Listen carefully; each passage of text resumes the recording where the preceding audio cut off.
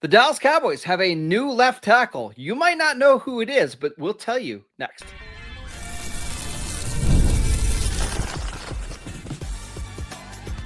You are Locked On Cowboys, your daily Dallas Cowboys podcast. Part of the Locked On Podcast Network, your team every day. Welcome back to the Locked On Cowboys podcast, part of the Locked On Podcast Network, your team every day. We'd like to thank you for making us your first listen of the day. I am your host, Marcus Moser. You can follow me on Twitter at Marcus_Moser.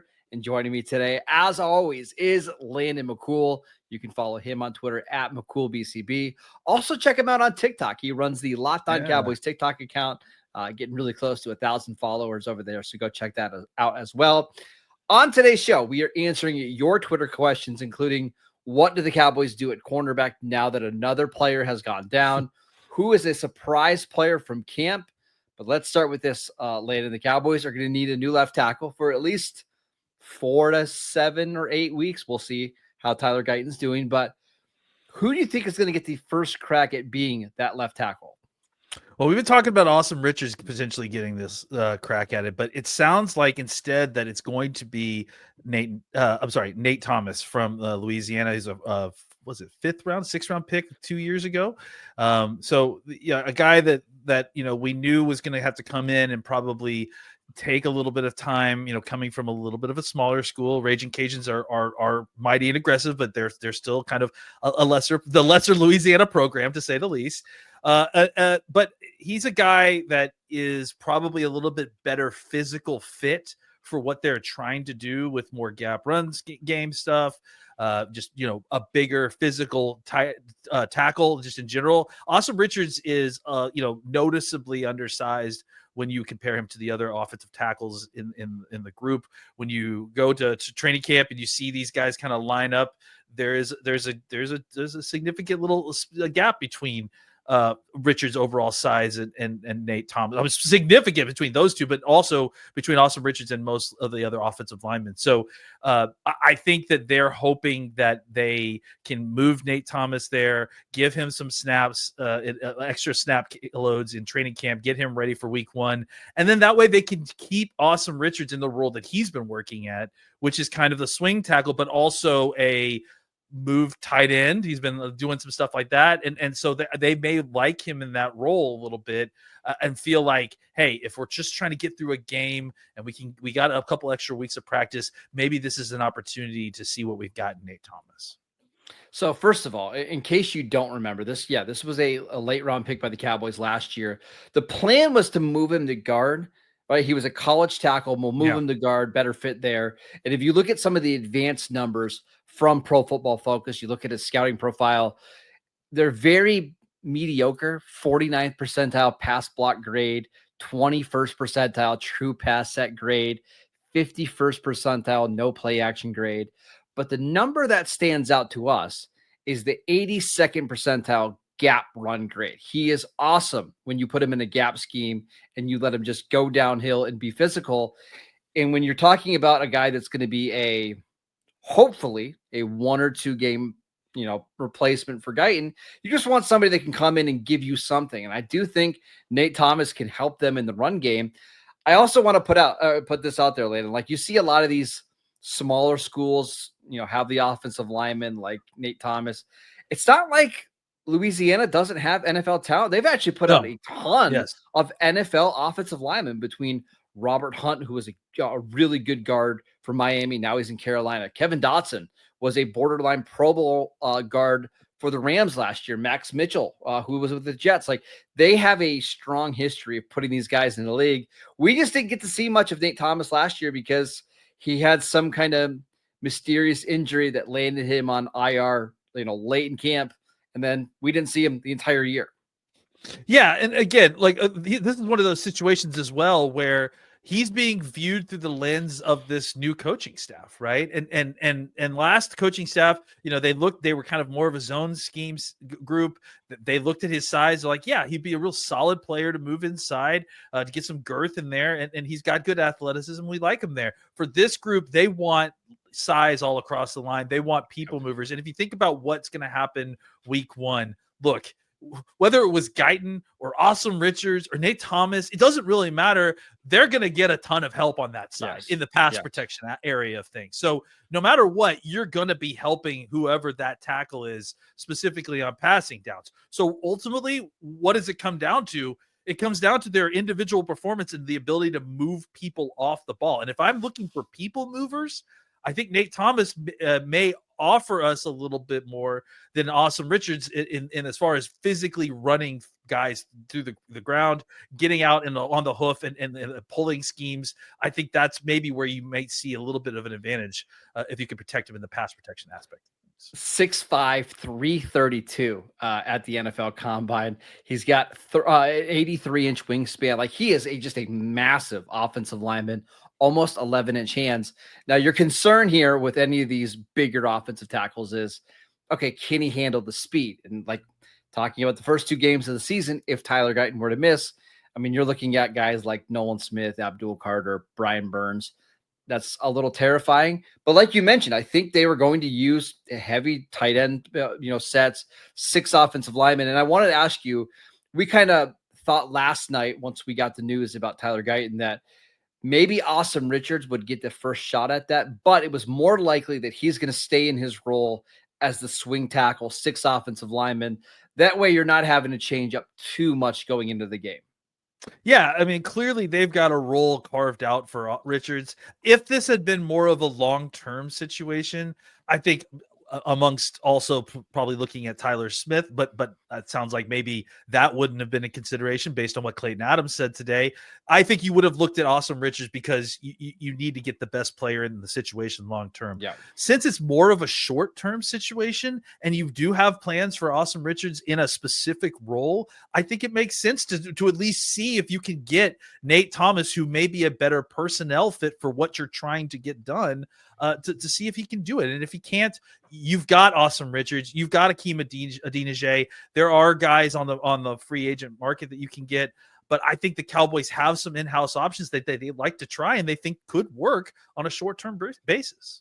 I'm really excited to see Nate Thomas in the preseason because I got to assume the Cowboys are going to give him a lot of reps. Like, I don't think they're going to treat him like your usual left tackle starter where we see him play a drive or 2. Like, he's going to play a bunch because, first of all, he needs the reps against NFL competition because he just doesn't have a bunch. Yeah. And again, we're hoping, crossing our fingers, that this is a short-term absence for Tyler Guyton. So you just need him to develop. So if Guyton isn't healthy or is unable to stay on the field, you could slide him right back in there. So Nate Thomas is a guy you need to circle during these preseason games, during the scrimmage next week. I can't wait to watch him. I'll say this. He wears number 71, and it's hard with his size not to look at him and think Caelen Carson because he looks a lot like him just proportionally. Another Louisiana guy as well. I just thought of that. But yeah, I just to kind of give a quick report on what he's done out here in camp, I thought he's looked really good so far. And he's been praised already previous to the Guyton injury by Schottenheimer, was called out for positive play. He's been taking reps as the second team left tackle this whole time and doing pretty well against a very deep pass rush. Let's see what happens when he goes up a rung. And I wouldn't be surprised if another reason why they're putting Thomas on that side, Terrence Steele is dealing with some kind of ankle injury, right? So maybe the thought is, hey, we need to have Richards ready to go in case Steele isn't ready. We're just going to keep him in that swing job because there's a chance that we might need him sooner rather than later. I 100% agree, though I will add this. Akeem Adeniji is very decent and way better a player than I expected, at least athletically. Let's see what it looks like. A couple more practices and bad, but when Terrence Steele stepped out for that one day, and he has since come back and he's looked good. That ankle looks fine, I think. But Adeniji really did step up and look well. So the Cowboys actually have some options here, which is pretty surprising and really great to hear. All right, let's talk about another injury that the Cowboys are going to have to deal with, and that is Caelen Carson. We will get to that next. This episode is brought to you by Yahoo Fantasy. Fantasy football is back. Fire up the group chat, get your draft board ready, and buckle up for a season filled with breakouts, busts, and all of the overreactions that we live for. It's all going down on Yahoo Fantasy. This year, me and Landon are playing on Yahoo Fantasy, and you should too, whether you're a first-timer or a veteran making your millionth league. One of my leagues has been running through Yahoo for over a decade now. It's easy setup. The mobile app is absolutely fantastic. And the Smack Talk just hits a little bit different in the message boards. And to celebrate 28 years of fantasy greatness, Yahoo Fantasy is dropping 28 big new features over 28 days, giving you more ways to play, more ways to draft, and more ways to win. And it all begins on August 4th. So stay tuned and get started by creating or joining a Yahoo Fantasy Football League at yahoofantasy.com/LockedOnNFL. That is yahoofantasy.com/LockedOnNFL. And let's make this fantasy season the best one yet. Welcome back to the Locked On Cowboys podcast. We'd like to thank you for making us your first listen of the day. We are answering your Twitter questions, and this one comes from Jake. He wants to know, how do the Cowboys handle the cornerback situation right now that Caelen Carson is going to be out 4 to 6 weeks? Yeah, this is the interesting conversation to have kind of writ large with injuries in the training camp, right? Like, there is a period of time, and we're kind of in it for the next 2 or 3 weeks, right, where you have to be able to facilitate practice, right? And some of these signings that they're going to make when there's injuries are guys that are not going to be on the roster when it comes on to cut down days, or they're basically going to get signed to facilitate practice. Now, there may come a day where we find out that Stephon Diggs is the guy that they're signing, or, you know what I'm saying? Like, that they've actually decided to Stephon Gilmore. Yes, Stephon Gilmore. I did that earlier today too. You're good. Stephon Gilmore. Well, man, if we could sign Stephon Diggs, there's a whole other set of issues that we're gonna have. Yes. Yeah, but Gilmore, Gilmore or any of these other available free agents that, guys that that would be coming in to take starter snaps because of a timeline, issue with Trevon Diggs or Ravel or whomever, right? These situations that we're seeing now, where you've got Carson in a kind of a temporary situation, similar to, it's probably a similar timeline to Guyton, to be honest. You're going to see the kind of folks being replaced with people that can come in and literally just give you snaps to get through practice, because they're not necessarily giving up on trying to see if Carson can be a part of this cornerback room. They just literally need somebody to kind of come in and give them good reps, not just, free agent rookie reps, someone who actually knows what they're doing. And so and it gives you also an opportunity to kind of get a free look-see at these guys. Maybe the guy that you bring in is really good, and you're suddenly able to he fits in your system really well, and you're surprised, and he comes in as your fourth corner. But usually when you see injuries right around now, like if they signed a tackle right now, it's not necessarily going to be a guy that's or you've heard of before, or anything more than a guy that's going to help you get through practice. And in preseason, right? We've got 3 preseason games, and there's going to be some guys playing in the third and fourth quarters of these games that have no chance to make the roster, but you need them, right? I do want to ask you about Carson, because, man, just rewind 12 months and all the conversations we were having about Caelen Carson, and he started week 1 against the Browns and played well. And now I don't know what to think. I didn't know what to think going into training camp. It's been a little bit up and down for him, but now he's dealing with it's a hyperextended knee. The report is 4 to 6 weeks. What's really interesting here is that the Cowboys cannot put him on PUP because he's already practiced. So now you either have to take him through the season, or you have to put him on the injured reserve list, which would end his season. I don't know what's going to happen here. I mean, I think the fact that they're going out to sign corners means that, to me, I could be wrong, that they're probably going to try to just hold on to it and wait to see if he recovers, right? Because I think at this point, otherwise they would IR him. They had to cut somebody today to sign this corner. So I would imagine if it was a decision to be made, they probably would have made it already. I could be wrong. Maybe they don't care about Kelvin Harmon, and they wait, just to see. Kelvin, thanks for the help, Kelvin Harmon, but he had a really hard time cracking this roster. And he's at the point where it's like, once you get to being a certain age, there's just not a lot of value in having that guy in your practice squad. Yeah, for sure. It happens. And so with Carson and where he is in his career, it's like, To me, I view Carson as like the quintessential Zimmer guy, right? Like he was the guy Zimmer drafted that like specifically felt like one of their guys. We were so excited about him in the preseason because he had a really good training camp and he looked really good at certain points, and the preseason looked good. And then we got into the regular season, and I think he was okay early on, but then it kind of fell apart, and then he got injured, and then came back and didn't necessarily play good when he came back. So now there's a new coaching staff, and they've signed a lot of corners, they've drafted a corner. It just feels like he was kind of this guy that was in transition, and now he's injured, and it's like, he's just in a weird spot right now. I can't really kind of predict like how they want to play this out.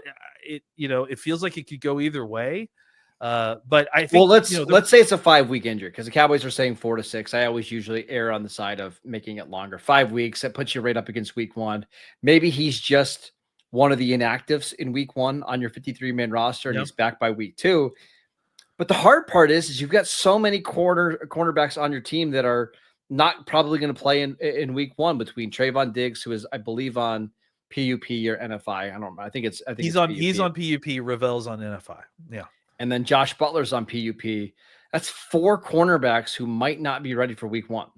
That you have to have on your roster in some form or fashion, whether it's on a list or on the roster, because that's the thing, is that once we get to regular season, you're not going to be afforded necessarily, or you may not want to necessarily keep those guys on those regular season lists. In Rebels' case, I don't think it depends. I don't know if they can keep him on the NFI list. Talk about Rebel real quick, because this has been somebody that a lot of people on social media have been talking about. They saw a clip of him working out. He went up to grab a pass, landed it a little awkwardly, and kind of limping back to the workout huddle. And Clarence Hill from DLLS said that he had a little bit of a setback. Ravel feels good that he can be back in a couple weeks, but just based on that video, I'm not quite sure. I had a couple different people at camp kind of say we should be careful with that, and that there were lots of videos. There's lots of reps of him where he looks absolutely fine. And to be honest, like I saw him after that, and he was moving around just as good as Trevon Diggs was. So good. I think that's good information. But here's what I will say, right, is that a big portion of coming back from an ACL injury is confidence, right? Is having confidence in that knee. And I think what you saw in that moment clearly was a guy who felt something in his knee that maybe if he didn't just recently have an ACL injury would just blow it off. But because he did, and he is recovering from an ACL injury, it bothers him and he's in his head about it. And that is something to consider, because it's a lot to come into the NFL as a rookie. It's a lot to come in from a kind of a small school. It's a lot to recover from an ACL injury. You need your confidence to overcome all of that. And if his confidence in his knee isn't there yet, that may delay his return to the NFL. Do you think the injury to Carson could actually hurt Ravel, in the sense of like they need all these roster spots, right? If Carson's only going to miss a game or 2, maybe you don't feel like you should be activating Ravel and having another corner that you can't play in week 1 or 2. Is there a chance they just keep him on PUP and let him continue to rehab, and we'll see what it looks like by the time we get to October? I think that's a good thought. I hope not. I hope that at a certain point they realize, hey, this guy was a late round pick last year. We like him still, but we should not be suffering, or certainly not being made to suffer our current 3rd round picks recover, trying to push him back to wait for this guy. I think at that point, if it just looks like it's going to be not going to be close, you IR him, you go out and sign a veteran corner. You've just, like you said, there's just too many of these names on these lists that you have to account for. You can't sit and wait and hold a roster spot for a 5th round guy that you don't even know is going to be in your top 4 corners. I mean, we'll just be blunt about it. The Cowboys are pretty banged up. We're not even to August yet, and we're already talking about multiple positions having 2, 3, 4 guys out. So it's a grind. It always is, but it seems like this has been maybe a little bit worse than other years when it comes to injury luck. This is the results of a physical camp. You want to have a physical football team and have a physical camp to become a physical football team. Unfortunately, the reality of it is that there are probably going to be a little bit more injuries than there were in the previous administration. We have to find a way to survive it. All right, let's talk about some surprise players from camp that we should have talked about before. We will get to that next. This episode is brought to you by 5 Hour Energy. It's time to fuel up and turn it up with 5 Hour Energy Transfusion. It brings the bold grape, ginger, and lime flavor of your favorite golf drink, minus the alcohol, into a quick, energizing shot. Whether you're sinking birdies or just out making memories with friends, this one's a hole-in-one for your energy game. And let's be honest, some days in the course or off it, you just need that extra boost to stay sharp and energized. I was feeling it today where I was playing. It was about 100 degrees. By the time I got to hole 11 or 12, I was dragging. But 5 Hour Energy was there to help me get through my round. And actually, it was one of the best rounds I've ever shot in the 70s, 79. I'm very happy about that. Golf is all about good times with good people and good flavors. And of course, the grape, ginger, lime flavor gives you the best parts of your clubhouse go-to without chasing down the bev cart. If you go to 5hourenergy.com today, that is the number 5hourenergy.com, you can use our promo code LOCKEDONGolf to receive 20% off your order. This offer is only valid until September 30th on one order and cannot be used with other promotions. This code is not good on subscription orders. Whether you're meeting up with your friends or trying to turn 18 holes into 36, get the energizing boost you need to power through. Order transfusion flavored 5 Hour Energy shots today. Welcome back to the Locked On Cowboys podcast. We'd like to thank you for making us your first listen of the day. For your second listen, check out Locked On Bets. Betting experts Lee Sterling and Kevin Rogers have daily MLB locks and can't miss football futures. Find Locked On Bets on YouTube or wherever you listen to your podcasts. All right, last question here comes from a longtime listener, Goran. He wants to know, who is one or two surprise players that we're going to talk about now that we weren't talking about a week ago? It's such a great question, Goran. Thank you so much for it. I actually got one that I just thought of right now that I want to throw in there as well. But the first guy I want to mention, I think, is Perrion Winfrey. He's a guy that we talked about when he got signed. We kind of gave you guys all the download on the information. A guy that has been in the league, obviously was a 4th round pick, if I'm not mistaken. And had some issues, kind of bounced around a little bit, ends up in the UFL last year, plays pretty good football down there. And then now he's kind of the Cowboys, this year's Cowboys UFL reclamation project. So far in practice, I've seen him working with the twos. He's been a disruptive force at different points. I thought he's played pretty well, and he's kind of certainly done more than I expected at this point so far in camp. I don't know if that means anything or if he's necessarily making the team, but he has been a guy that has been rotating with the top end group, and a guy that has flashed a little bit. So I think it was certainly worth mentioning him now, because we didn't mention him very much before. I like the Perrion Winfrey call because this is somebody who has all of the traits to be a really good player. And man, I just can't shake the Terrell McLean comp, who was here for the Cowboys under Rod Marinelli and under Matty Eberflus, who was kind of an undersized one technique, but played really well because he was an upfield guy that had long arms that could stop the run. This feels very similar. Remember going into, I think it was 2016, 2017, like we were not expecting Terrell McLean to become one of the most important players in their defense. And he was. If the Cowboys could get anything like that, I would be shocked. I mean, I'm not shocked. I would be pleasantly surprised. Yeah, and I think shocked is not unrealistic, honestly. I mean, there's a reason that he was in the UFL. I mean, things kind of flamed out, and so if he found something here, and he's found a fire to reclaim his career in the NFL, I'm thrilled that the Cowboys were able to find him, and certainly at a position that the Cowboys have desperate need. I do agree that I'm hoping beyond hope that he can prove to be a guy that plays a little bit of inside, at one technique as well as just the 3 technique, because he does have a very big frame, even though he is more of an upfield player. All right. Give us a corner that has stood out to you. So Troy Pride has been a guy that has just been hard to miss out here in practice, probably because he's so loud. He won't stop talking and yelling at all the receivers. But he's getting on their nerves, man. And he's getting on their nerves with his physicality, the way he roughs guys up in coverage. He's a hard hitter. He's a tackler. He's a, kind of a spiritual leader in that room. He's got an energy, a feistiness that you love to see in corners. So I don't really know exactly. I've seen him working with the second and sometimes with even up with the ones. I don't really know like what to think at this point, like where he is in this. But I think it's to the point where you wonder exactly, maybe is he going to be able to fend off them from feeling like they need to go out and get a veteran if he can come out and show here that he's ready to kind of take a little bit of a step in this defense as well. I wonder if Troy Pride and Andrew Booth are both competing for one cornerback spot. That's probably a good thought. And yeah. Booth, another guy who had really good, we talked about in a very negative way that has come out here in these practices and hasn't been perfect. He hasn't even been as consistent necessarily as Elam, but a guy that's had several good practice days and hasn't had like a noticeably terrible one. All right. You get 15 seconds to talk about Hunter Lipke. Go ahead.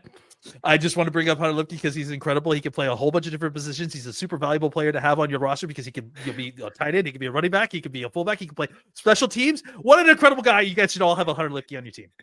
It's pretty good. That was about as fast as you could potentially do that. It does seem like micro machine, man. There you go. It does seem like Brian Schottenheimer really likes him. I think Clayton Adams was really excited about having a fullback that's as versatile as he is. I got to believe he's going to be a big part of this offense. I don't know if he's going to get more touches than what he got last year, but you can believe that he's going to be on the field a bunch. Yeah, they're going to use him a whole bunch of different ways, that's all you could ask for, because I think that's where his real value is. You can deploy him on the field and you don't really know what's happening because he could line up anywhere. And maybe he's somebody that helps out early in the season while you have some left tackle woes. We'll see. Yeah, watch Hunter Lipke. All right, that is it for today's show. We want to thank you for making Locked On Cowboys your first listen every single day. Check out the channel on YouTube. Download the podcast wherever you get your podcasts. We are free and available on all platforms. I'm at Marcus_Moser. He is at McCool BCB, and we will see you right back here tomorrow.